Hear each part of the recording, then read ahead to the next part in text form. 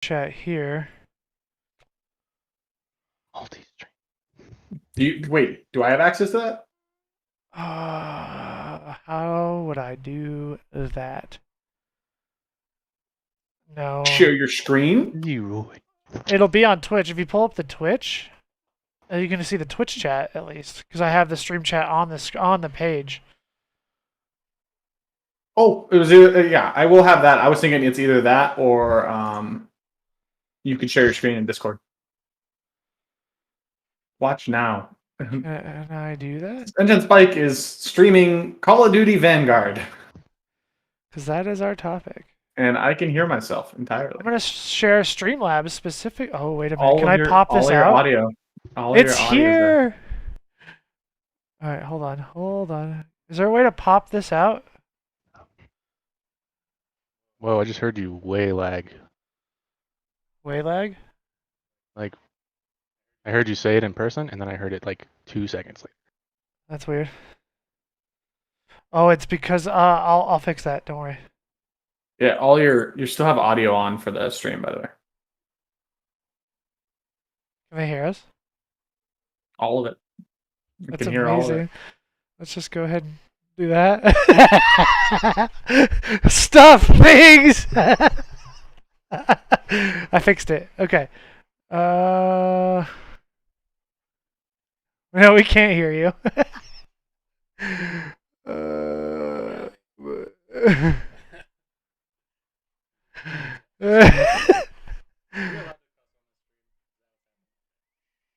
Yes, you are. Do you want me to share screen or just Twitch? Because now share screen is now where you are. There we go. Can you see it now?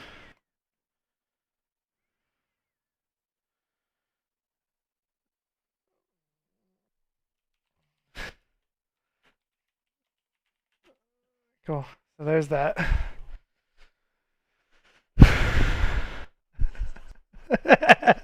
Just like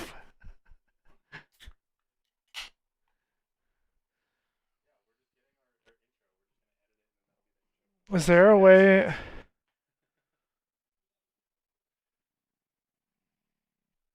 what is the page so where I can see the go live versus what's not live and then do the transition? I see it.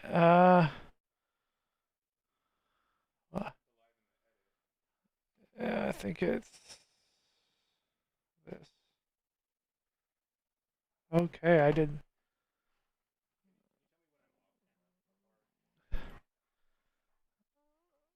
You're not on camera right now. Here. No, like in what, like the Oh, I need to kill. Will you go kick the dogs out? range.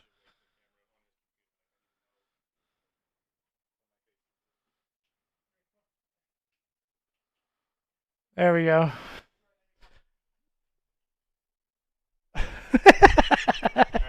Henry, go. Go. What? Oh, you're. What do you mean?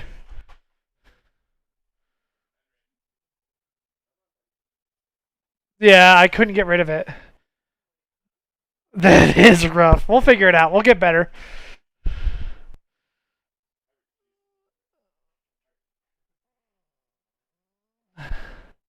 Alright, whenever you guys are ready, I will do the transition.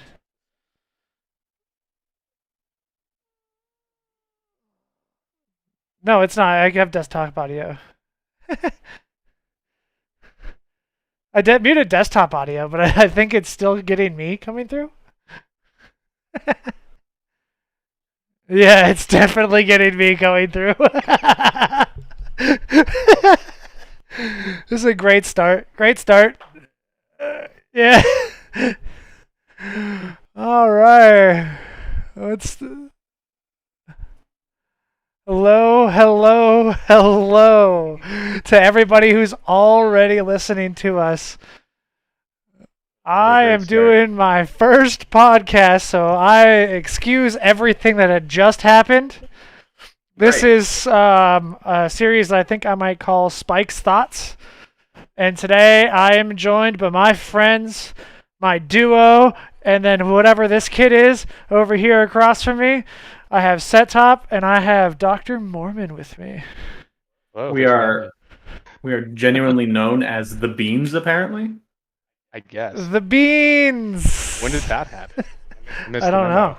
I did not get that memo either. I have had a conversation on my mind for a while now that has just been killing me, and it drives me nuts. And I wanted to have the conversation in a more open platform because I am freaking tired of it. Okay. So, who's played the Vanguard beta? I think Set Top has, with me, of course. Show of hands. Show of hands, show of hands. I have not. I did not pre-order, so I have not played it. Well, it is free Um, this weekend. I encourage you to try it. Yes, I will be trying it this weekend. You don't need Man. headphones. You don't. You don't need headphones. That is the first topic. Audio. Okay. Well, Get the same the experience title of without this headphones. is Vanguard bad? Okay. And my initial reaction is no, it's not bad, but it definitely has issues. First of which is audio. The game is muted.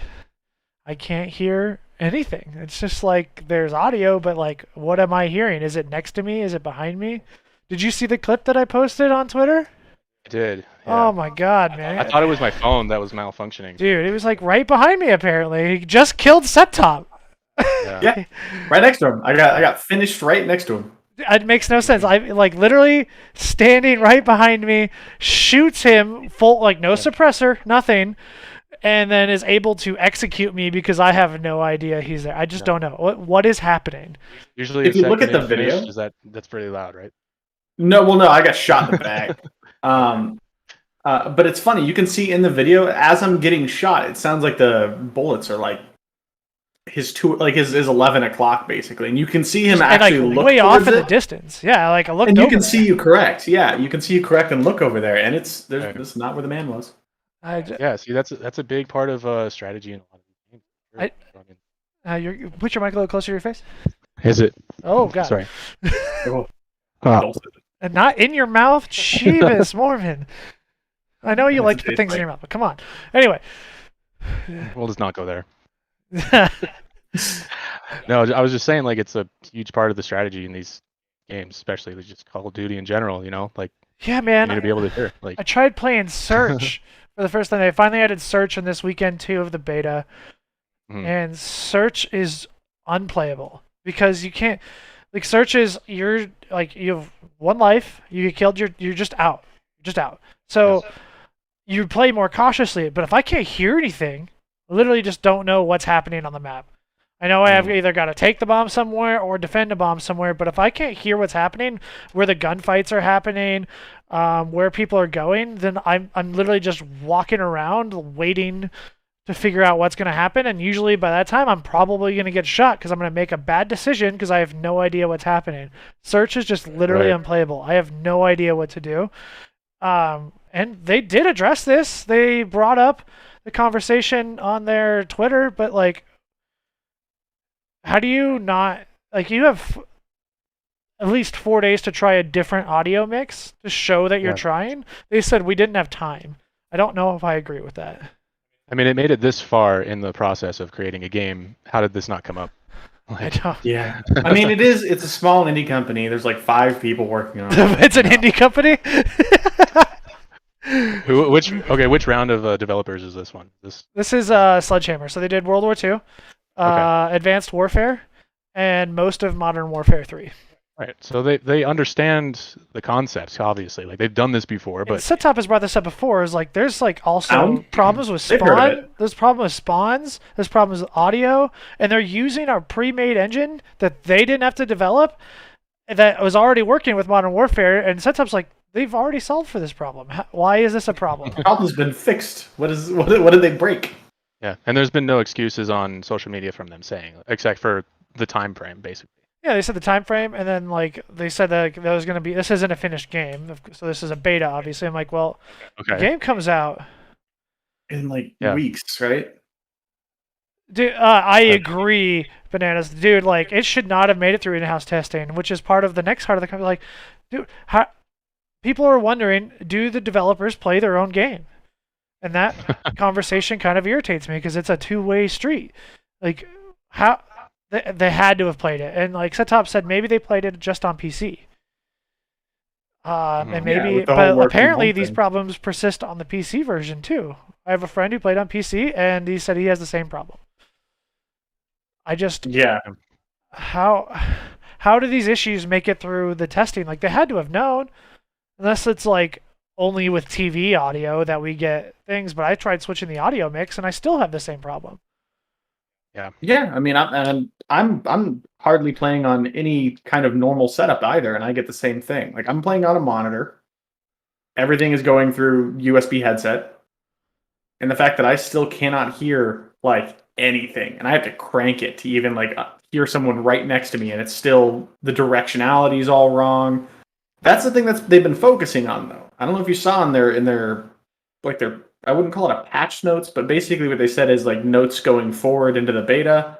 They said something about we know that there's bugs causing issues with the directionality of fire and the directionality of sounds in game. And I'm like, that is a problem, but it's also muted. Address that.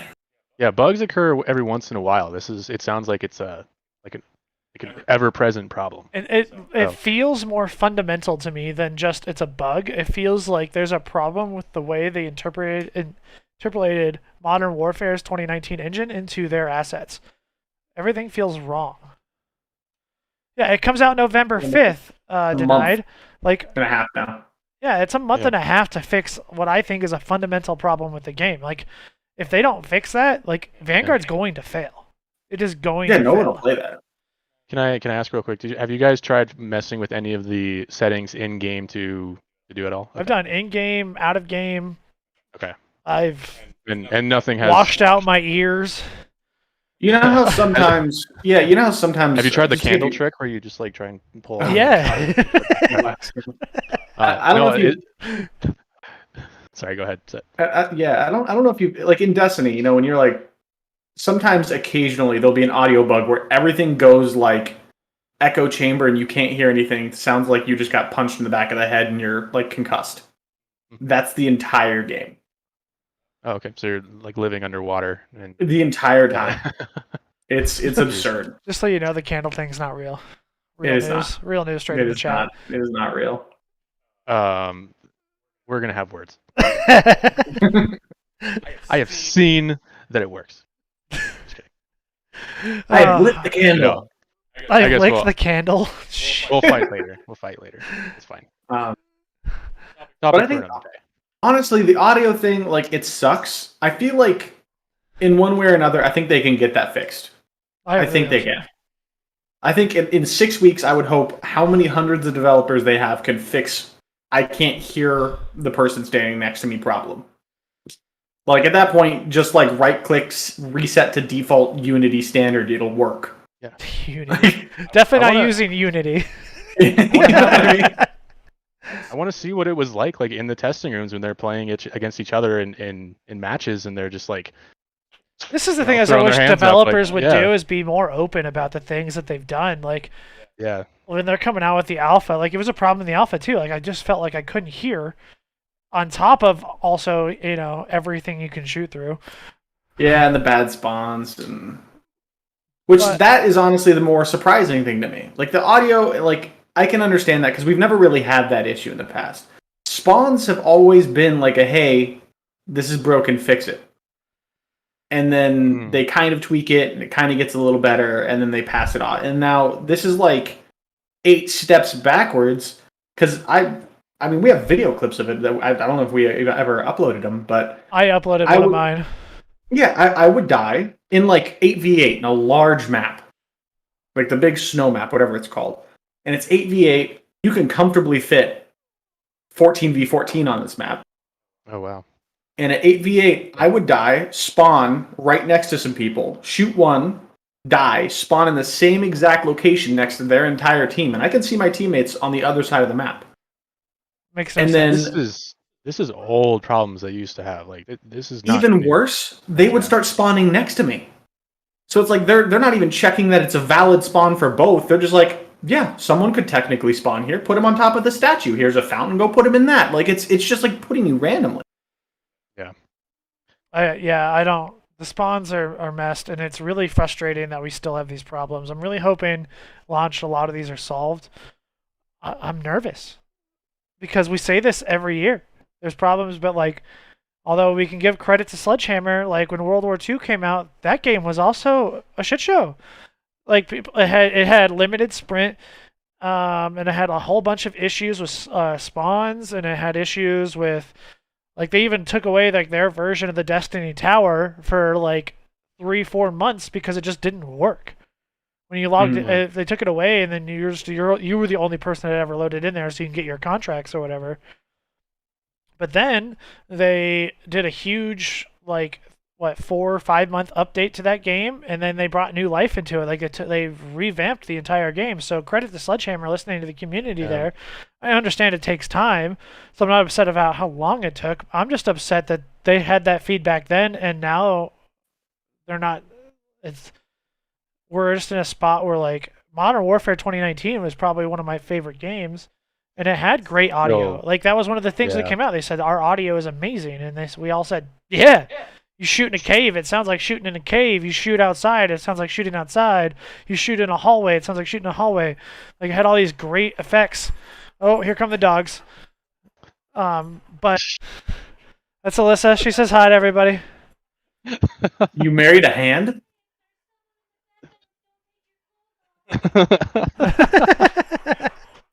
None of us could hear that, by the way. That's for the better. That's a good thing. Can you get the dogs out, please? Thank you. So, Brandon, do you think is this a dev crunch problem? Maybe with COVID. It's hard to tell. So there is a backstory when it comes to Vanguard and Cold War. I don't know how many people know, but Cold War was originally supposed to be the Sledgehammer game. And what happened is Activision came in and they saw the development of whatever game they were working on at that time was, and they said, this is not good enough. We can't release this.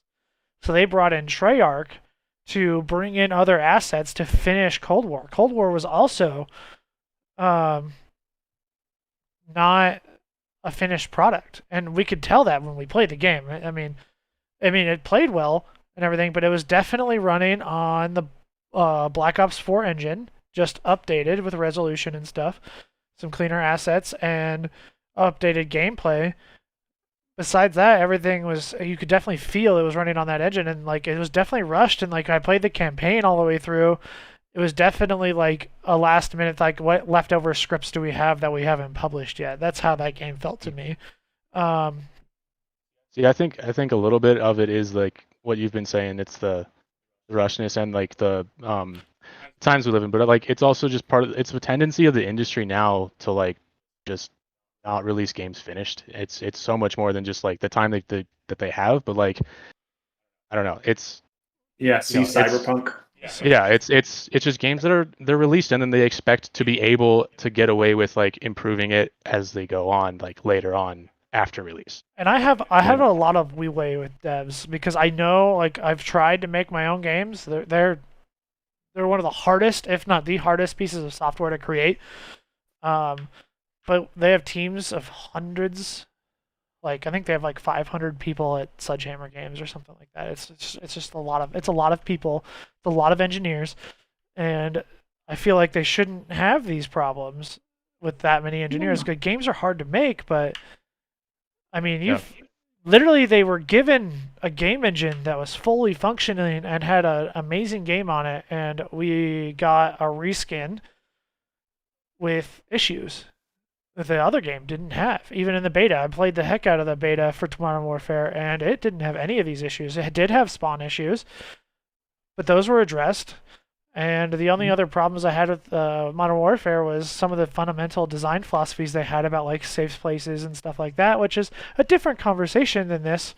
But the game itself is fully fleshed out. So yeah, when we coming into Vanguard, it just feels like this game's not fleshed out, and it could be a dev crunch issue, and maybe so they got taken off their project. They felt like, and now they just didn't know what to do, so they said, "Oh, we have all these these World War II assets, and we have this Modern Warfare engine. How do we put those together?" And then they had like a little over a year, maybe less, to put that together. So maybe that's why we have this issue. I'm not sure. It's just hard to say because Activision is never transparent with that stuff. Then they'll never let their developers be transparent with that kind of stuff because it looks bad on them if it's true. Yeah, and I'm like, with Modern Warfare, a bad assumption is understandable. Especially in engineering, it's so easy to make a bad assumption in just anything, and it takes you down the wrong path. And from what we saw in Modern Warfare, especially with the spawns, we messed up, we fucked up with this, and went and fixed it. But it seems like they didn't even put like the effort into to even begin to try to vet this as a product. And I kind of worry about like Call of Duty entirely as a franchise, just because of the fact that like effectively year over year, it is a reskin. Like they update the engines so you have better hit detection and more customizability and this, that, and the other thing, and fidelity and stuff like that. But it's also not great that when they try to do new things, like somewhere along the line it snowballs and they do too much new, and then it flies off the handle and they have like infinite warfare. And you're going into space and stuff, and everyone's like giving them crap for that and stuff. And so it's trying to keep everyone happy too at the same time. And the thing is, at that time of Call of Duty, I felt like it was better. Like, mind you, at least they were trying stuff. Well, it's not even they were trying stuff. I felt like the Call of Duties were better, like just as a fundamental game. Advanced Warfare, which was Sledgehammer's first own, like their first thing, that was one of the best and most fleshed out games I've ever played at launch. That game was great. Yeah. And the same thing with like some of the other like previous Call of Duties at that time. Like even Black Ops 4 Infinite Warfare, which is my least favorite, which I refused to play because I just wasn't about the advanced movement Call of Duties at that point.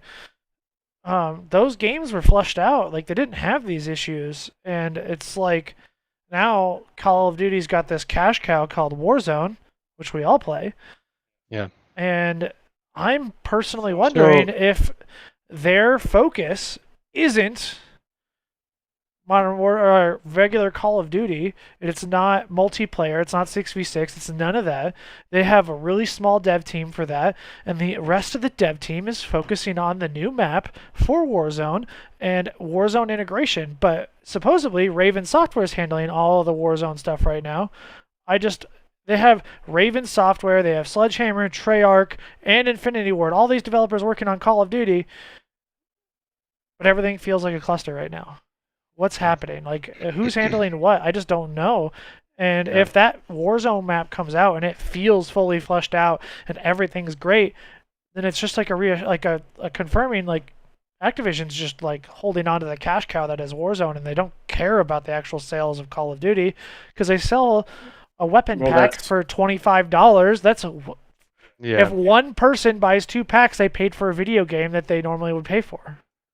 Well, microtransactions have definitely like ruined video games in a certain way. Like hot take. And dude, and Activision has showed for years now bad prioritization. Like the fact that they still just like harp on cranking out a new Call of Duty at the schedule they do is dumb. It is. Because you look at something like Rainbow Six Siege, that's an extremely fleshed out game right now. It has a really good competitive community, though it's smaller because it's a much older game at this point, and it's kind of niche. It's a very hardcore. You do the same thing over and over and over again in Rainbow Six. There's no variety in it. But how long has that been out? 6 years? 5 years? Yeah. And that game is extremely well done. Sharing the link with people. Leave me alone. People want to hear us. It's extremely fleshed out and it's extremely well done. And yeah. Well, let me ask you this: like, if they stopped doing it, would there be another franchise that kind of filled that void, or do they kind of just have to be that because that's what they are? Well, it shows their priorities is all it really does. Their priority is to get another game, another thing to sell. Does not matter what it is, because a good game, like some of the original Call of Duties took 3 and 4 years, even with a team of hundreds of devs to develop, because that's what it took. Yeah. And now I can understand that, some of them with reskins, because effectively some of these Call of Duties are just reskins. We were talking about how Cold War was effectively just a reskin, and that I can understand taking 2 years to develop. 1 or 2 years to kind of flesh out extra bugs, add some functionality, add some graphical differences. I could totally understand 2 years taking that. But to then, they're so focused on getting something out because they want to make their money off of it that it ruins things. And that's part of the reason that we saw Bungie throw Activision out of the partnership there with Destiny, because they were ruining it. Yeah, who knew that they would win that divorce? I don't know. Yeah, I think there's two sides of this conversation, because Call of Duty definitely has what's I call Call of Duty fatigue, and it happens every year. And it's happened with me right now with Cold War. Like, I just don't want to play Cold War anymore, and it's been less than a year since it's been out. I'm ready for the next Call of Duty. I'm tired of the problems that this one has. And this happens to me every year with Call of Duty. I'm ready for the next one. And maybe that's because Activision has instilled the mentality of that I'm going to get a new one. It's time to move on. Maybe if we didn't have that, it would be better.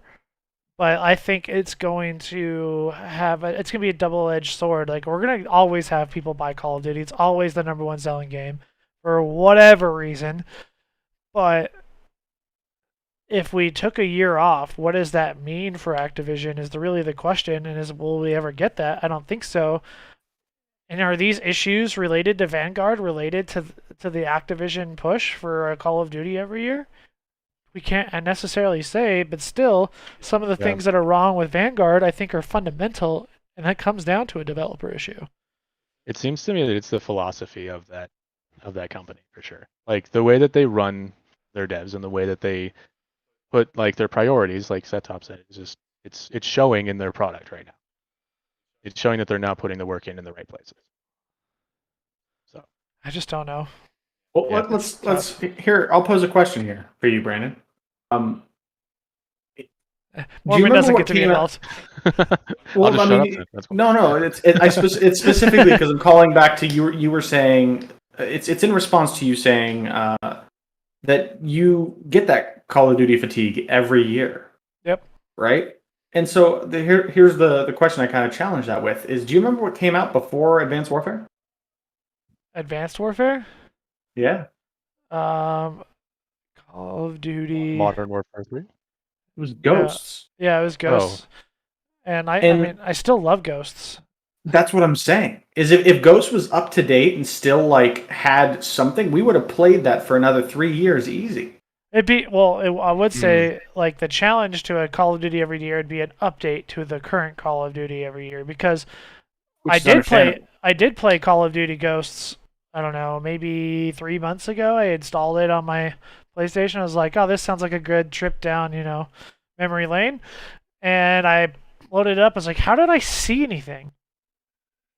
Oh, yeah, absolutely. It looks so bad now. And and stuff like that, I understand. If they would just, okay, so say Modern Warfare was going to be the game that they're going to keep updating. We'll go back, and they did a PS5 update to Modern Warfare, I'd probably play Modern Warfare. Heck, I'd buy packs on microtransactions because I loved the game so much, and it is part of Warzone. So if I get my pack in Modern Warfare, I get it in Warzone. It makes sense for me to buy something that's going to be multi-year as opposed to a 1 year. I think that's a better way to look at it. I've been wanting to play Cybeys with this for a while. Yeah. Yeah. Do you get burnt out on Warzone ever? Maybe after a while of playing it straight. Because of cheating and hacking, Yeah. That's a whole other thing. So. But it's always kind of fun. And so the fact that Warzone's been out it started really with Blackout. I love Blackout. So with Blackout it's been a 4-year run now, maybe 5-year run. If you could put those two together, man.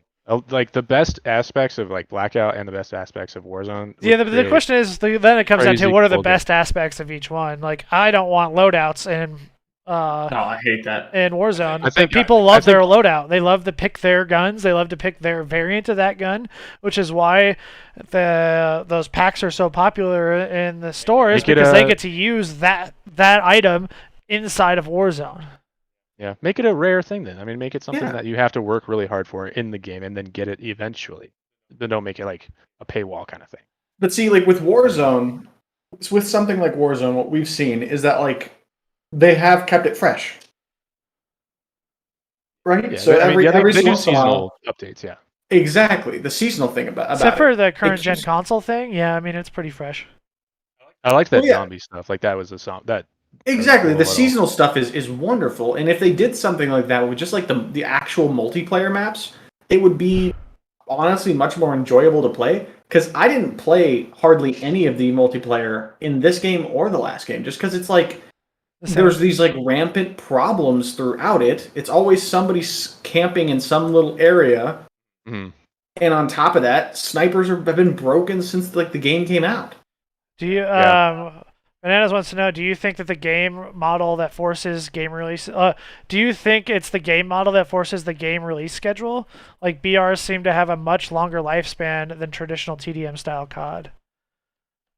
It definitely affects it because it's a much larger game mode, so it takes more time to change. Like, obviously, the momentum of change is different because, just the size. But... I think BRs last longer because each game feels important as you play it. Or they're different. Yeah, they're different. Everything is like, unless it's like the same circle every freaking time, but that's a different. But even then, different things happen. Like the worst that we end up running into is if we've had the same circle 3 times in a row, we can't remember if something happened the game we're in or the game or one of the last 2 games. Yeah, did you gulag yet? No, we just flew in. Oh. Crap. I don't know. I remember every game. But I don't know. Like, I think because the nature of Battle Royale, and Warzone does this particularly well, which is why it was the most popular for a long time, is each game feels different and impactful. Every time I get into a Warzone game, I'm excited to get in my next gunfight. Like, and even though with like certain friends I play differently with, because some people can't handle like, I'm gonna go building to building to building to building and just try to be as high octane as fast as I can, because some people don't like that style and they don't like. I go riddling. But sometimes everybody has to follow me because I just like run it off on my own. But everybody experiences the game in like the same kind of way. Like, especially like if you're in the final circle and you're like the last one alive on your team, that heart rate pump is this, like, everybody feels the exact same way. Like, everybody gets that adrenaline rush of that feeling, and you don't get that unless it's like in a competitive scenario in regular Call of Duty and you're playing like either ranked play, which is another conversation, and you're the last one alive in search or something on like a game 5. Like, if you're game 5 round 11 last alive, like, you have the same feeling that I get that same feeling that when it's like final people in the circle in Warzone. Yeah, it's great. It's great to have that feeling of like, I got here from earning it with my skill, and when you win with your skill set, it's an exhilarating feeling. And sometimes like in smaller campaign matches, like it feels like it's just back and forth. It's also really disheartening when you lose, but it is. But I mean, that like balance though that you have, like that makes the next. What's up, Trevor? Better. I will say something I've noticed, especially in Warzone, because I mean, we're a fairly competitive bunch, like we used to even play competitively on a regular basis. And I can even speak for myself on this, that like I'm a fairly competitive person. In like multiplayer maps, it almost breeds this like toxic feeling, because when you get bested over and over and over again, even if it's not, it feels unfair. Yeah. Like, there feels like there should be something that they like, even if the developers let you down on, there should be something that should be helping you out. But like conversely, when you're stomping, you're like, ha ha ha, these kids suck, I'm so good. But even in like Warzone, sometimes you'll outgun someone and you'll go, that guy's mad, he should have beat me. Yeah.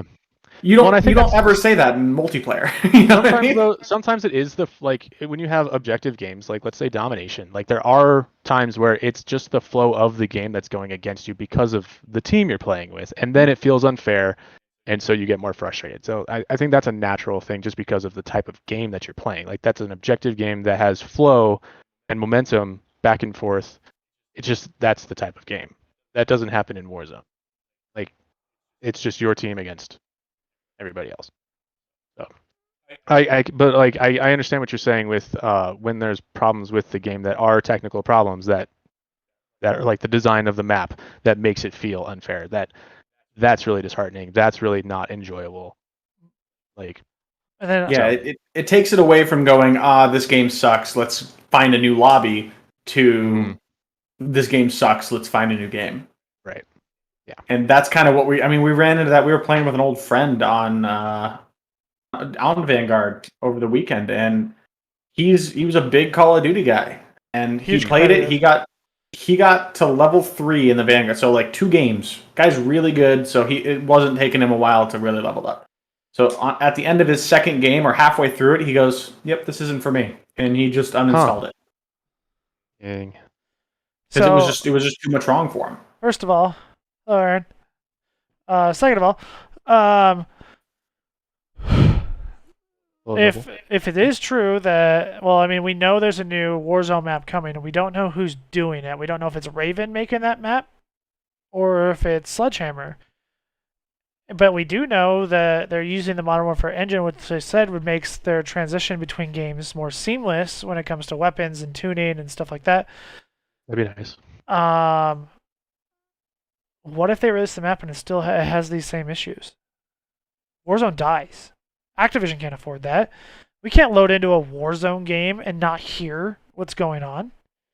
We can't load into a Warzone game and not be able to see and have distortion when we aim in. Like, that can't happen. Yeah.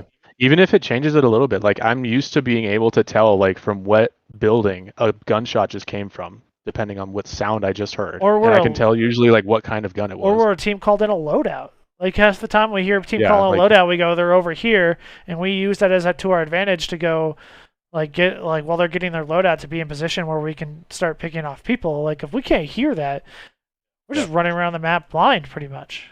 Or even if it changes sounds a little bit, like you'll have to take time to get used to the new sounds, and it's going to disrupt a whole lot of interest in the game.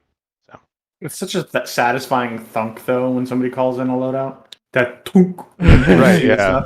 Red smoke. He's over here. This my box. Yeah. And like the guy that's how disappointed are you going to be when your favorite gun sounds different?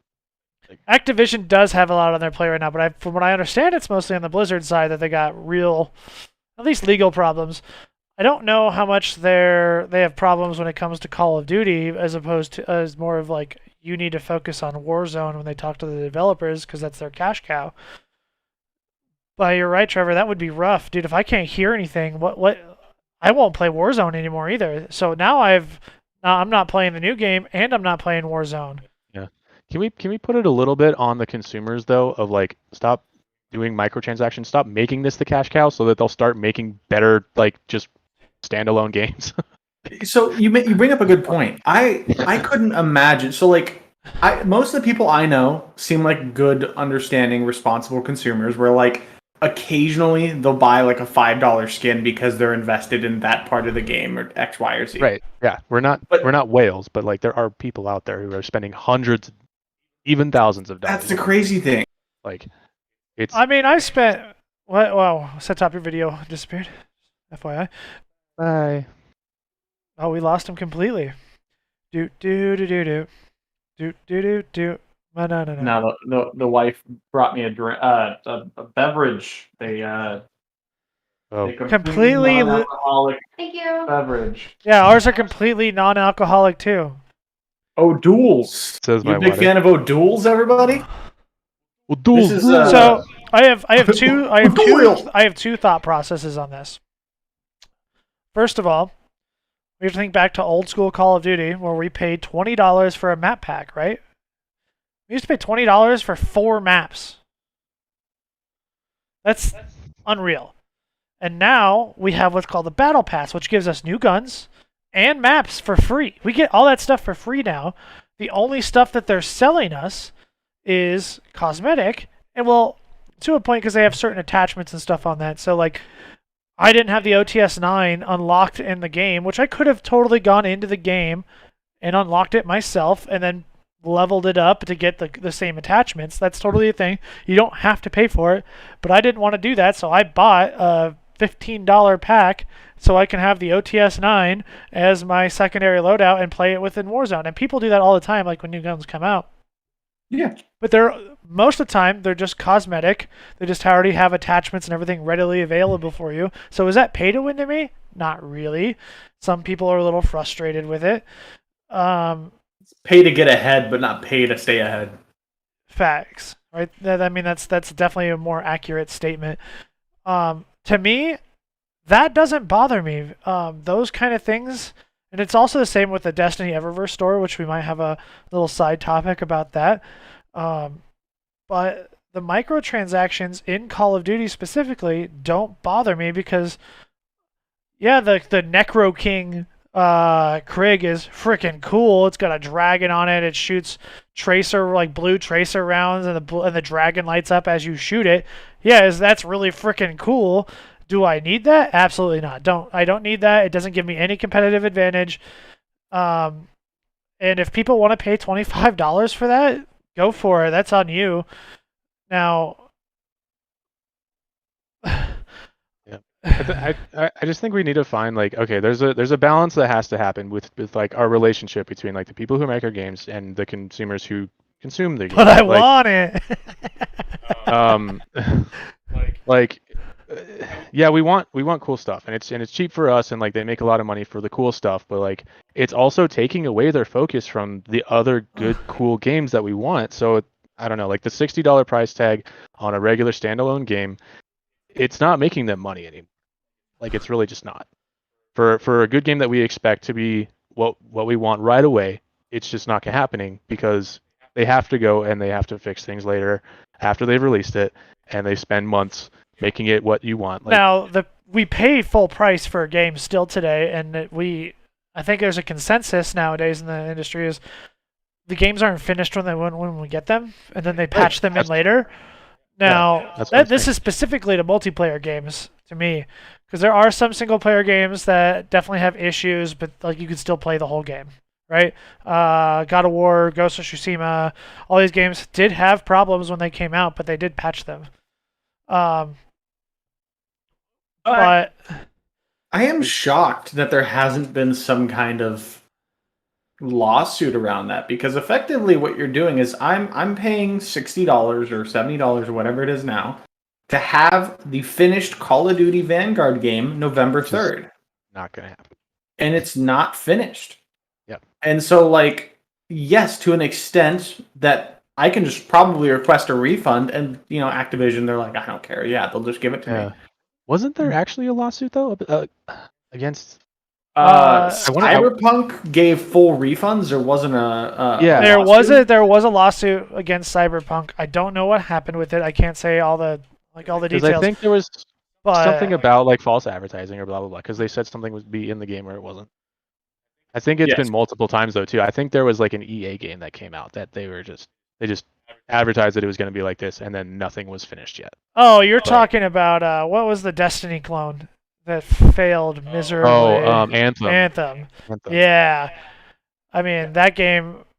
That's a whole different scenario. Like, did you play that? They released the E3 trailer for that, the original one, and when they released it, all the developers, they also saw it for the first time, and they go, "I didn't know we were making that."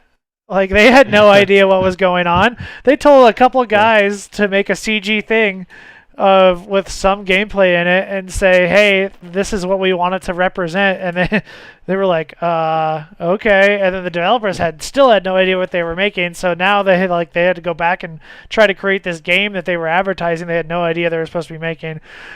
Yeah. And they tried to do a revamp on it. They tried to reissue updates and stuff like that, and it still failed. So that's a different. Right. I mean, I think that's a completely different story. But another one is like Trevor brought it up in chat is like Battlefield 2. That was like the pinnacle of Battlefront. Battlefront. Oh yeah, same thing I think, right? Not Are you Battlefield talking 2, about the not Star Battlefront Wars? 2, Battlefront. Yeah, the Star Wars Battlefront 2 with loot crates. Oh my gosh, Yo- man! Like talk oh, about man. gambling. I mean, I was so The- pissed at Black The Ops 3. international lawsuit, like literally, countries would ban that game because it was considered gambling with minors, and they, oh man, that went crazy, like around the world, like. Yeah, the minors thing is definitely a conversation I don't know how to have because like I'm not a minor and I couldn't imagine letting my 12-year-old kid playing Call of Duty nowadays and having access to my credit card information. And all of a sudden they bought 13 packs in Call of Duty because they look cool. Yeah, or that they don't even know what it was That's the fault going of to the look like. parent. Yeah, That's the fault of the parent. Like, I mean, they're definitely. take better care of your kids. Like, there's been so many like that. There's that lady that she gave her kid her credit card, and he signed up her credit card for like what was the V-Bucks game for Fortnite. Yeah. And he signed it up for Fortnite, and the kid spent like $2,000. Oh yeah. And she put together a lawsuit saying that Fortnite had predatory business practices. Well, yeah, they had She like won that psychological. lawsuit. I think so. Yeah, they had psychological professionals come in and advise the developers on how to. Fortnite. They came in and they advised them on how to like shape the, I don't know, like how to trick people basically, or tempt people into buying more packs. And Absolutely. it's real psychology, and they were doing it on kids that were like younger than average age of like 13, like 12 maybe, but like, which is wrong. But well, and on anybody it's wrong, like any person it's like, because it's like manipulation basically. It's basically just saying like, I know a trick to get you to give me money and I'm going to use it on you. There's nothing you can do except for be smarter than me. So it's like, I don't know. Now the V-Bucks thing, that is wrong. I don't think Epic went about it like saying, how can we get these 13-year-old kids to spend money on our game? I think they just said, how can we make it appealing for people to spend money on our game? Just because they're... You can't prove that they didn't, though. Oh my gosh. I mean, think about you being a developer making a video game. Do you go, how do I get this child to spend money on my game? What if your boss comes to you and says, how can we make the most amount of money? And you're like, you know what I would do? Is I would steal my mom's credit card. And then I would go and spend her money. Well, then I think your boss should definitely fire you. No, you should fire your boss.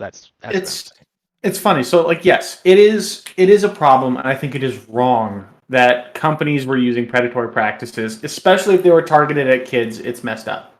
Right. But kids don't have credit cards. Children, little children, you can't get a bank account without being attached to your parents until you're like 17 or 18 at least. Oh yeah, but they can like physically hold their parents' credit card, like they can have it. So again, like that goes back to like, I mean, you see it all over the place. I'm not going to compare it to something, but there are things that are definitely more dangerous than credit cards, if you know what I'm getting at, without saying the word. There are things that are much more dangerous, and if a kid got that in their hands, and, I don't know, like credit cards charge, so let's say this thing discharges. Let's say this thing discharges, who's at fault? We are getting way off topic right now. But I see what he's saying. I see what he's saying. Is where does the responsibility lie? And it's with the your parent. Sure. Put it away. Like put it in your wallet. Make sure you know where your credit card is. Like that's. I know where my credit card is at all times. Like I'm not going to give it to him. Your child didn't buy a PS5. He has no money.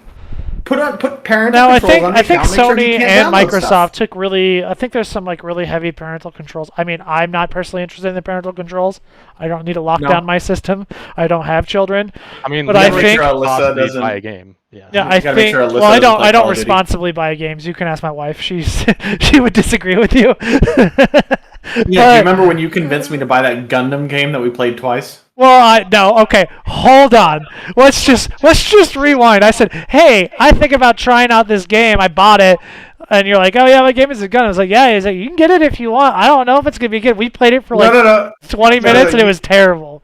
You said, "I want somebody to play with this. You should play it with me." And I'm like, "How much is it?" And you said it's $60. And I'm like, All right, but Whole 60, huh? That's cool. yeah, I'm like, all right. I'm also a Gundam nerd. I've owned every Gundam game since there was, and if it was going to be anything like the previous Gundam game that I bought on PS3 that I played with Puff for like 600 plus hours, it was amazing, and that's what I was expecting. And then guess what? It wasn't. It was terrible, and it sucked. And I'm sorry I made you spend $60. All right, that's what you wanted. Anywhere. You wanted me to apologize to you on stream. That's what you wanted.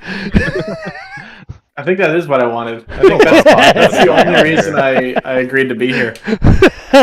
You're like, how can I work this into a conversation? Yeah. I just don't see any Gundam statues anywhere in your office, Brandon. He doesn't seem to have them now. Off topic, Mormon is the hottest between the three of you. Aww, that's adorable. You don't need to boost his ego. We know he has problems, but you don't need to say that.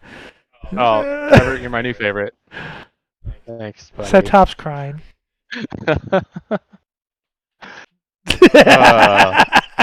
Yeah, and funny enough, I'm the only one that's not married, so where did that get me?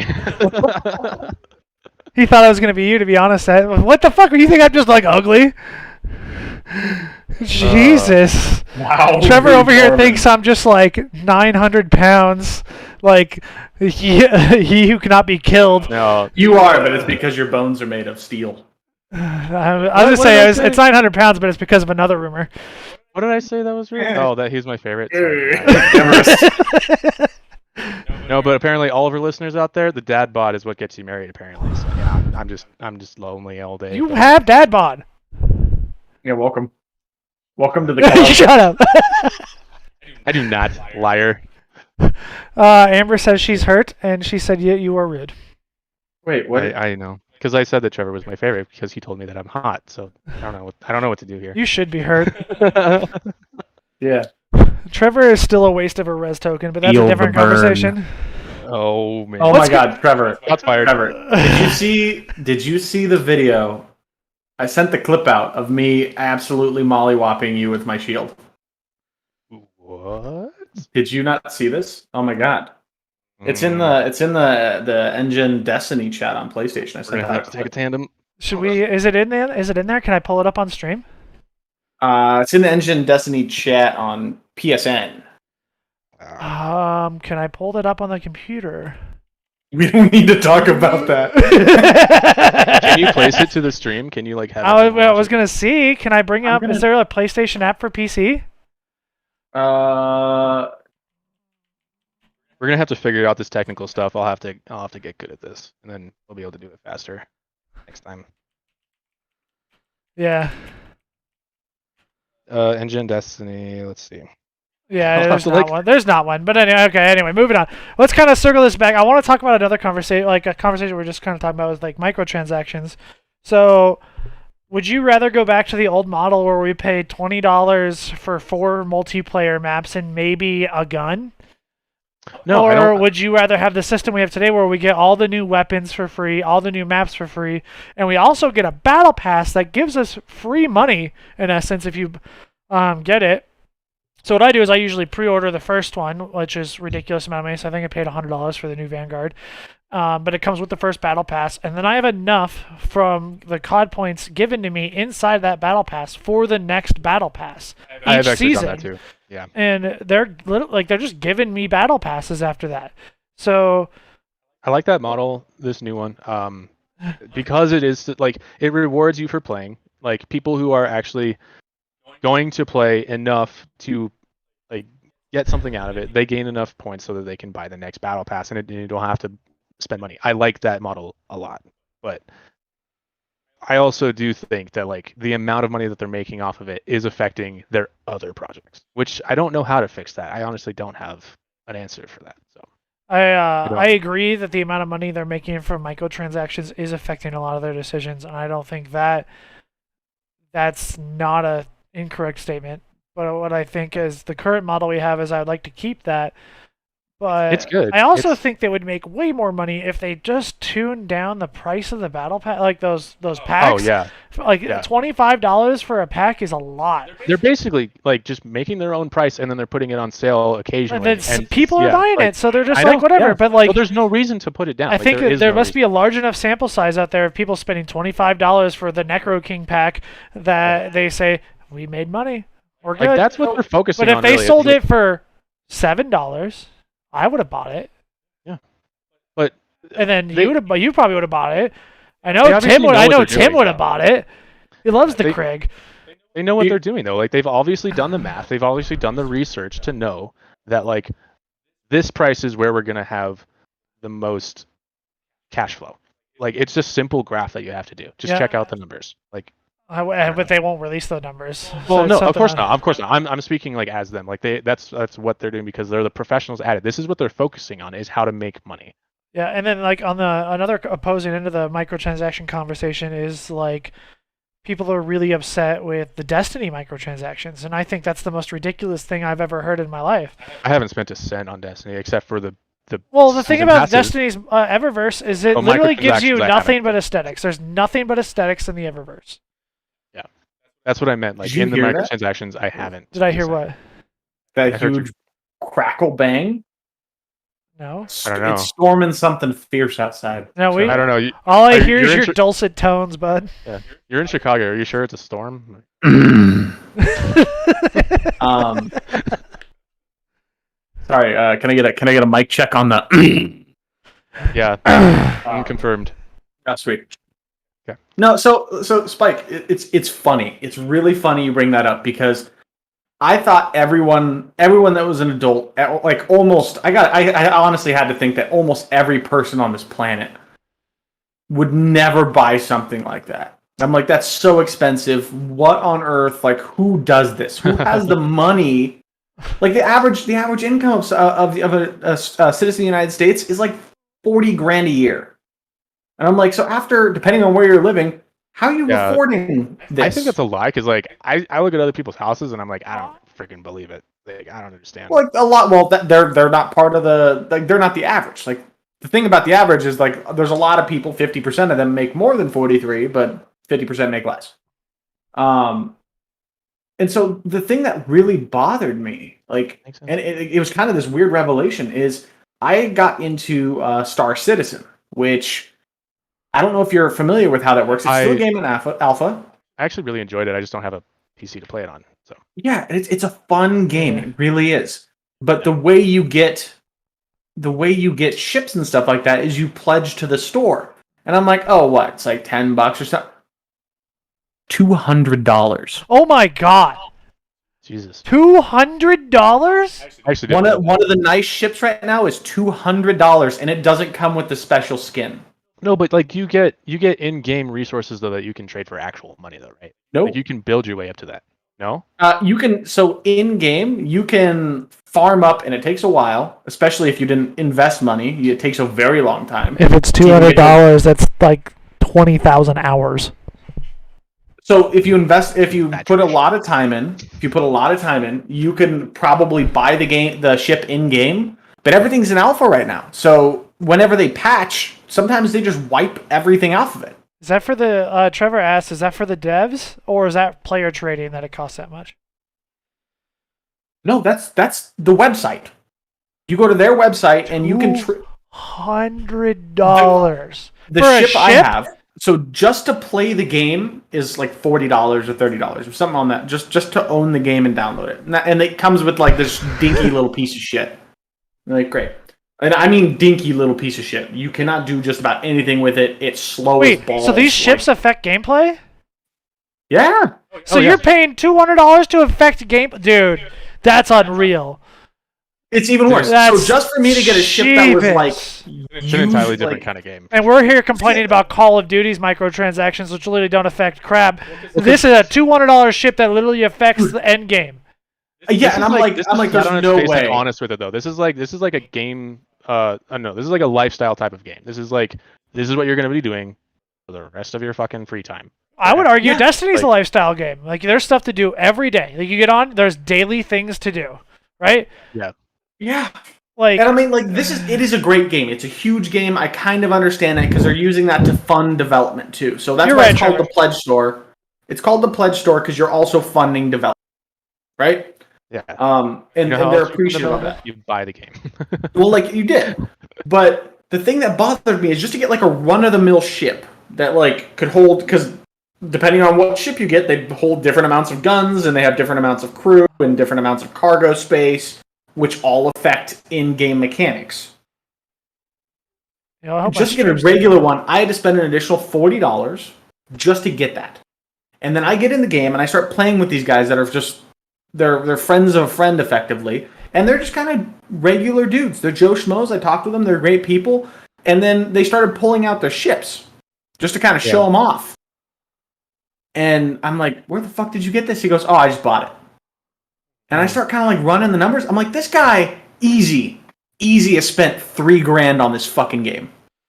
Jesus. And it's been out for like 3 years, 5 years. Why is that not a conversation? People complain about Call of Duty and Destiny microtransactions when that exists in the world. Like, I just don't understand. Like, I feel like it's a pretty niche game though that like people understand what they're getting into when they get into it. Yes. So like the Destiny argument is like people are upset like some of the best looking armor comes out of Eververse, and I'm like, good, because it's first of all it's not stat armor, it's an ornament for your armor, so it's literally just cosmetic. And guess what? They have to pay to make that game that you want to play every day. You want to play Destiny every day? You should contribute to the Eververse store. That's how I look at it. You know what? I may not spend a lot, but I'll buy like I bought the what is it? Like if there's a Galahorn skin, I'll buy it. I bought the Vex Mythic class skin. I'll buy all that stuff, and it's like $7, which is reasonable, but that's enough for me to contribute to the store to say, hey, I bought this. And people are like, oh, I can wait for Bright Dust. The fact that they even give you Bright Dust as an option is unreal. They're giving you things for free, people. Yep. No, I totally agree. I mean, in that instance, when you love a game, like I think you should be contributing to it. And I don't feel bad about how much money I've spent on Destiny. I have copies of Destiny on 3 different consoles, like the Xbox One, and PlayStation 5. Yep. And I've bought. I was there for 2 like first day releases, D1 and D2. So like, I love this game. I'm gonna spend money on it. Like, it's fine. I'm not mad about that. But some people are apparently, and I don't get that part of it. Especially when they make it so fair. Like, this is one of the games that is fair with how they price their stuff. Yep. I mean, I complain about how much Call of Duty costs, but ultimately, like I said, it doesn't affect gameplay in any way, and people are paying it. And like, if I really, really want that really cool Necro skin that lasts me 1 year at most, so say it came out on launch day of Cold War, I bought it, then it will reasonably last me is till the end of Cold War, or as long as I play Warzone, which is, nobody knows how long Warzone's going to last, but like, that's reasonable. Like, I paid $25 extra to pay for one gun skin that's going to last me a little less than a year. To me, that's a little bit too much, but people are apparently paying it, so that's a different conversation. Because like, if you don't want to pay that much, people, let's make a stink about it. But like, apparently, you're not going to listen to everybody. Although there was it just never works. Message to everyone out there: be smarter with your money. Give it to the right people, not the wrong people. Trevor, I hope that's true, and I hope that they do is they take it the World of Warcraft approach, where every few years they update the game to the visuals and physics and everything else, so that the game looks really good and actually functions with like some of the new stuff. But I mean, the PS5 has been out for almost a year, and there's no PS5 update for Warzone yet, and that makes me really sad. I am holding out for the Vanguard release, but if there's still not a PS5 release for Warzone, I don't think it'll be forever. How many terabytes is it going to be? 700,000. Apparently. Call of Duty is the largest game in history, and it blows my mind. Dude, I mean, Black Ops 4 on my hard drive, which I did not think Black Ops 4 was that big. Black Ops 4 is over 200 gigs. I feel like they're doing it. I feel like they're doing it just to be like the world record holder of like the Later, Trevor. Bye, man. Thank you for coming. Oh, dude, do I have something for you? Oh no. Do you? Do I need to pull it up on stream? I'm gonna send you a little screenshot. This is I am in the Star Citizen store right now. Okay. And I wanted you to see this. I'm out of beer. Can I grab a beer? Yeah, go grab one. I'm gonna grab a beer. Do you want one? No, I'm good. He's grabbing me some water. Or This himself some isn't water. even the most expensive one I've found. All right, you send it to me on Discord. I did. I will pull it up on stream for everybody else to see. Let me edit this. I think my Streamlabs has crashed, if I'm honest, but I'm still streaming, and now my screen's flashing. That sounds fun. That's not good. Whoa, why is my screen flashing? Well, hopefully I'm still streaming. Saved image. Amber, it looks bad.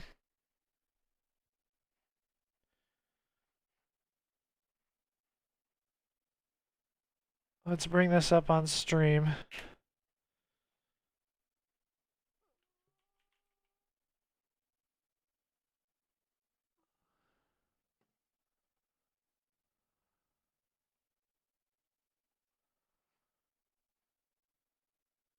Okay, transition. Alright, now let me make this full screen on my screen so I can see it. It's for one ship that may not even make it to launch. That might not even $600? That won't even make. That's not even guaranteed. So no ship. Wait, this game isn't released yet? It's an alpha. It's been alpha for 5 years. But they because it's an alpha. People spent all this money on this game, and it might not make it into the final build. Yeah, no, well, they refund the money as store credit if it doesn't make it into the build. Oh my gosh! I gotta wait for Mormon to come see this. Like, that's real. There's one that I've seen that was actually. It's actually more expensive. I just can't. Amber seem to says find it's also still looking for asset artists. The company? I don't know. Whoever this is, like. Yeah, Robert Space. Yeah. Is it not finished? The game? No, the asset you're paying $600 for. Am I paying $600 for an unfinished asset? Look at this. You can't buy them unless they're finished, or at least unless they're playable. They call it "quote unquote" flight ready.